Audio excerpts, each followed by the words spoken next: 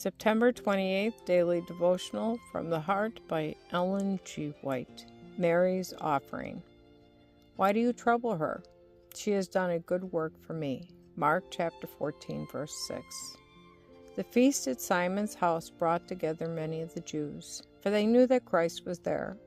They came not only to see Jesus, but many were curious to see one who had been raised from the dead. They thought that Lazarus would have some wonderful experience to relate, and were surprised that he told them nothing. Lazarus had a wonderful testimony to bear, however, in regard to the work of Christ. He had been raised from the dead for this purpose. He was a living testimony to divine power. With assurance and power he declared that Jesus was the Son of God. At the feast, the Savior sat at the table with Simon, whom he had cured of a loathsome disease, on one side, and Lazarus, whom he had raised from the dead, on the other. Martha served at the table, but Mary was listening earnestly to every word that fell from the lips of Jesus. In his mercy, Christ had pardoned Mary's sins, which had been many and grievous. Lazarus, her beloved brother, had been called from the grave and restored to his family by the power of the Savior. And Mary's heart was filled with gratitude. She longed to do him honor. At great personal sacrifice, she had purchased an alabaster box of precious ointment with which to anoint the body of Jesus at his death. Now, taking the box in her hands, she quietly broke it and poured the contents upon the head and feet of her master.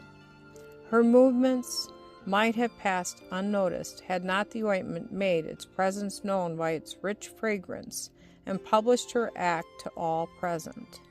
When his disciples saw it, they had indignation, saying, "To what purpose is this waste?" Matthew chapter 26, verse 8.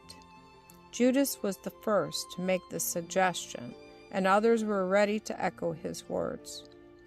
Jesus saw Mary shrink away, abashed, expecting to hear reproof from the one she loved and worshipped.